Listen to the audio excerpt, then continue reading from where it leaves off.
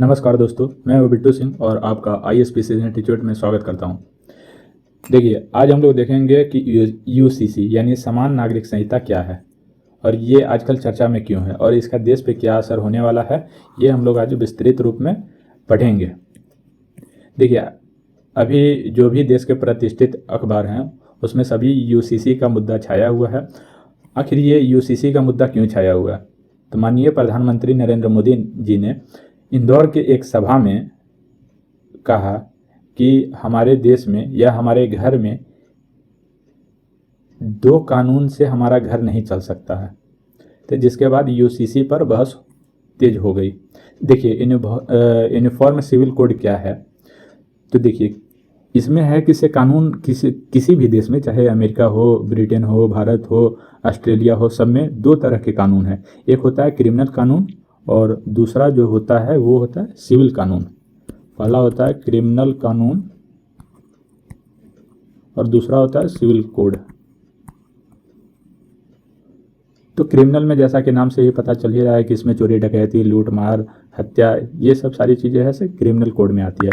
वहीं civil code में देखा जाए तो सिविल कोड में जैसे ब्याह, शादी, संपत्ति, उत्तराधिकार, परिवार आदि से जुड़े मुद्दे इसमें आते हैं। देखिए, सिविल कोड जो है इसमें मुख्यतः शादी, ब्याह और संपत्ति से जुड़ा मामला आता है। भारत में अलग अलग धर्मों में शादी, परिवार और संपत्ति से जुड़ा जो रीति रिवाज और संस्कृति, परंपरा, ये सब जो है ये सब अलग अलग है। तो इसलिए इसे पर्सनल लॉ भी कहा जाता है। सिविल कानून को पर्सनल लॉ भी कहा जाता है। जिसे देखिए, मुसलमानों में शादी और संपत्ति का बंटवारा मुस्लिम पर्सनल लॉ के अनुसार होता है, तो वहीं हिंदुओं में इसे हिंदू मैरिज एक्ट 1955 के द्वारा होता है। ईसाइयों और सिखों में भी अलग अलग पर्सनल लॉ हैं। देखिए, जब UCC आ जाएगा यानी यूनिफॉर्म सिविल कोड आ जाएगा तो पर्सनल लॉ सबका खत्म हो जाएगा और सबके लिए एक जैसा ही कानून रहेगा, चाहे हिंदू हो, मुसलमान हो, सिख हो, ईसाई हो। अब ऐसा नहीं रहेगा कि सब मुसलमान 4 गो शादी करते हैं तो हिंदू भी 4 गो कर सकते हैं, ऐसा नहीं है। सबके लिए अब यही हो जाएगा कि सब लोग एक ही शादी करेंगे, एक तरीके से ही तलाक होगा।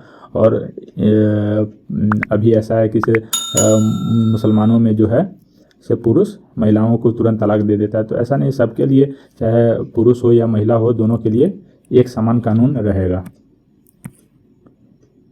देखिए, धर्म के आधार पे जो भी हमारे देश में धर्म है 5-6 के आसपास, तो उन सब का अलग अलग कानून है। तो हिंदू, बौद्ध, जैन तीनों को तो मुख्यतः हिंदू में ही माना जाता है, तो उनका हिंदू विवाह अधिनियम 1955 और उत्तराधिकार हिंदू अधिनियम 1956 के द्वारा ये सब तय होता है।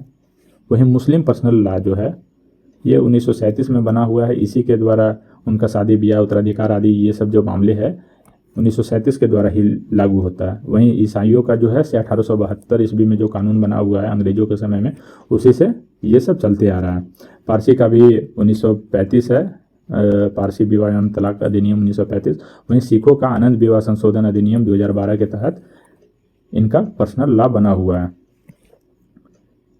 अगर देखिए, माननीय प्रधानमंत्री जी या भाजपा की सरकार जो है से अगर UCC को शीतकालीन सत्र मुख्यतः 16 या 17 जुलाई से शुरुआत होने वाला है, तो उसमें अगर UCC बिल को लेके आते हैं और अगर वो पास होता है तो उसमें मुख्यतः, जैसा कि मेरा मानना है, कि से 10 चैप्टर के आसपास होगा, जिसमें से निम्न नियम होंगे। जैसे शादी की उम्र हो गया, तो सब में अब जैसे मुस्लिम महिला जो होती हैं तो उनका एक अलग ही नियम है, वो 14 साल के आसपास में उन्हें शादी के लायक माना जाता है। वहीं हिंदुओं में कम से कम 18 साल होना अनिवार्य है। तो दोनों का अलग अलग है, तो अब जो है से दोनों का एक ही कर दिया जाएगा कि 18 साल या 21 साल भी किया जा सकता है।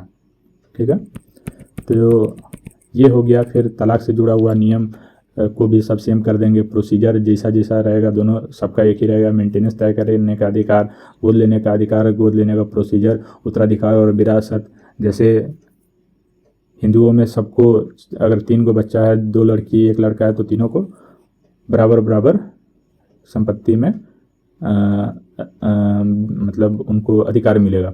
तो उसी तरीके से सभी में हो जाएगा। इसमें साथ ही में पति और पत्नियों की संख्या दोनों का सबका एक ही रहेगा। यूनिफॉर्म सिविल कोड को लेकर हमेशा इतना विरोध क्यों रहता है? तो इसका सबसे ज़्यादा विरोध जो है सो मुसलमान लोग ही करते हैं। और मुसलमान लोग इसलिए करते हैं, या वो कहते हैं कि से संविधान के अनुच्छेद 25 में सभी नागरिकों के धार्मिक स्वतंत्रता का अधिकार है, इसलिए ब्याह शादी और परंपरा ये सब जो है से उनका पर्सनल है, और सबको कानून जो है से मतलब किसी पे भी थोपना संविधान के खिलाफ है। जैसा कि आप लोगों को पता होगा कि मुस्लिम जानकारों के मुताबिक शरिया कानून जो है सो 14 साल पुराना कानून है। यह कानून कुरान एवं पैगंबर मोहम्मद शाह की शिक्षाओं पर आधारित है, लिहाजा उनकी आस्था का विषय मुसलमानों की चिंता है कि 1947 के बाद उन्हें धार्मिक आज़ादी धीरे धीरे उनसे छीनने की कोशिश की जाएगी।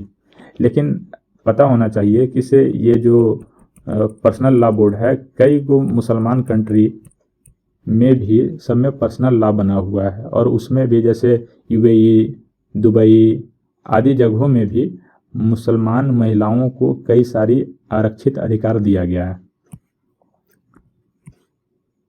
आगे बढ़ते हैं कि से आखिर यूसीसी का मुद्दा सबसे पहले कब उठाया गया। तो 1835 में अंग्रेजों की एक रिपोर्ट बनी थी, इसमें क्राइम एविडेंस और कॉन्टेक्ट्स को लेकर देश भर में यूसीसी यानी समान कानून बनाने की बात की गई थी। इसे 1940 में भी लागू कर दिया गया, लेकिन धर्म के आधार पर हिंदू और मुसलमान दोनों को अलग रखा गया था।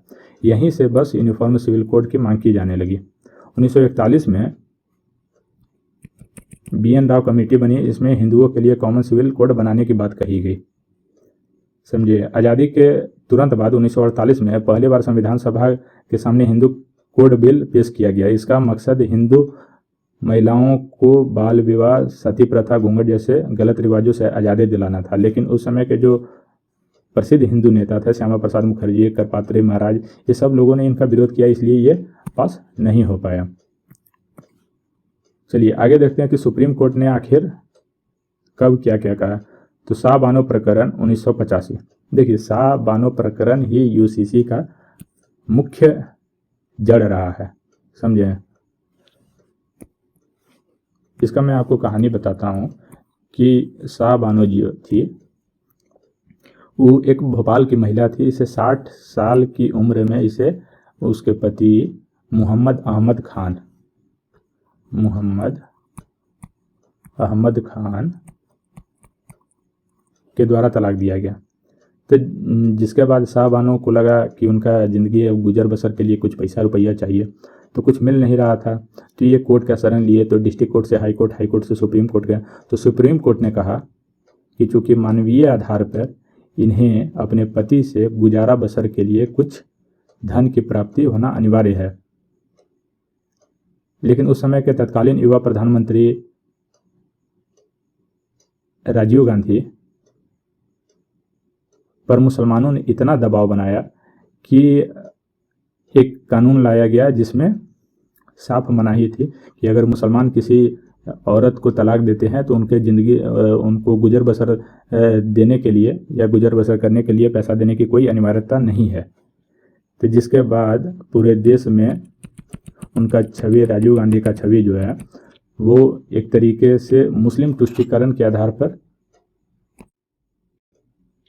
हिंदुओं के साथ भेदभाव का आरोप लगाया गया। वहीं सरला मुदगल केस 1995 में भी कहा गया कि इसे अनुच्छेद 44 के अंतर्गत संविधान निर्माताओं की इच्छा को पूरा करने में सरकार और कितना समय लेगी। अनुच्छेद 44 में यूसीसी का विवरण दिया गया है, तो इसलिए सुप्रीम कोर्ट ने सरकार से पूछा था कि और कितना समय लगेगा। इसके बाद देखिए कि से जॉन बलवंतम केस है, इसमें भी सुप्रीम कोर्ट ने सरकार से दुख जाहिर किया। इसके बाद सायरा बानो केस में फिर से सुप्रीम कोर्ट ने कहा कि हम सरकार को निर्देशित करते हैं कि उचित विधान बनाने पर विचार करे। उम्मीद की जानी चाहिए कि इस्लामिक देशों में भी शरीयत में हुए सुधारों को ध्यान में रखते हुए कानून बनाया गया है। जब ब्रिटिश सरकार आईपीसी के माध्यम से सबके लिए कानून बना सकते हैं तो हम स्वतंत्र भारत में क्यों नहीं। देखिए, सबसे ज़्यादा अगर किसी को फ़ायदा होगा तो वो होगा महिलाओं को। अभी मुस्लिम और पारसी महिलाओं को पैतृक संपत्ति में पुरुषों से कम मिलता है, तो अब बराबर मिलने लगेगा। अगर यूसीसी के तहत महिलाओं की तरह पुरुषों को भी एक बार से ज़्यादा शादी नहीं कर पाएगी। इसके अलावा बराबर का हक मिलेगा, तलाक का सामान भी महिलाओं को भी रहेगा, महिला भी पुरुषों को तलाक दे सकती है। देखिए, अभी जो यूसीसी का मुद्दा निकला हुआ है, इसके पीछे कहीं ना कहीं बीजेपी का 2019 का मैनिफेस्टो रहा है। इसमें देखिए आपको क्लियर दिख रहा होगा, इसमें लिखा हुआ है committed to uniform civil code. तो 2019 में मैनिफेस्टो में ये चीज़ लिखा हुआ था। अब 2024 में चूंकि चुनाव है, तो चुनाव है तो अब नेता लोग जनता के बीच में आएंगे, जनता क्वेश्चन पूछेंगे कि आपका मैनिफेस्टो में लिखा गया जो चीज़ था वो पूरा हुआ कि नहीं हुआ। तो उम्मीद है कि इसे मानसून सत्र में पास करवा लिया जाएगा। देखिए, ये तो मान लीजिए कि इसके पहले प्रैक्टिस के रूप में एक राजस्थान से सांसद है किरोड़ी लाल मीणा, तो उन्होंने प्राइवेट बिल के तौर पर इस यूसीसी को राज्यसभा में लाया गया। प्राइवेट बिल वो होता है जब मंत्री के अलावा या पक्ष हो या विपक्ष किसी के भी सदस्य अगर कोई भी बिल लाते हैं तो उसे प्राइवेट बिल कहा जाता है। तो किरोड़ी लाल मीणा जो है यूसीसी पे प्राइवेट बिल लाए थे, वो हंगामा में ख़त्म हो गया, पास होता नहीं है। अगर पास हो भी जाएगा तो सरकार गिर जाता है, चाहे वो पक्ष का रहे या विपक्ष का रहे। तो इसलिए प्राइवेट बिल पास नहीं हो पाता, आज तक कभी पास नहीं हुआ है। देखिए, यूसीसी लागू हुआ तो क्या असर होगा, तो पर्सनल लॉ सबका जो है ख़त्म हो जाएगा। पर्सनल लॉ हिंदू मुसलमान सिख ईसाई जो भी है सबका ख़त्म हो जाएगा। उसकी जगह सिर्फ जो यूसीसी में नियम रहेगा वही आ जाएगा। शरीयत जो है उसको एकदम नज़रअंदाज कर दिया जाएगा, उसे एकदम ख़त्म कर दिया जाएगा। एक से अधिक विवाह जो होगा से अपराध होगा। लैंगिक समानता के कानून को बढ़ावा मिलेगा कि महिला पुरुष दोनों को बराबर का अधिकार मिलेगा। जो महिलाएं कर सकती है वो पुरुष भी करेंगे, जो पुरुष करेंगे वो महिलाएं भी कर सकते हैं। महिलाओं को पैतृक संपत्ति में भी हिस्सा मिलेगा। इसके अलावा लिव इन रिलेशन भी प्रभावित होगा। अभी जो है लड़के लड़कियां साथ में जो रहते हैं बड़े बड़े शहरों में, तो वो भी प्रभावित होगा। इसमें है कि लिव इन रिलेशन में अब घर पे मतलब दोनों तरफ रह सकते हैं, लेकिन दोनों तरफ के गार्जियन को इसकी जानकारी देनी होगी। देखिए, ये सब ट्राइबल लोग हैं, तो कुछ नेता लोग जो बोल रहे हैं कि इनको छूट देना चाहिए ताकि जो इनका समाज और समुदाय है वो इससे अप्रभावित रहे। चलिए ठीक है, धन्यवाद।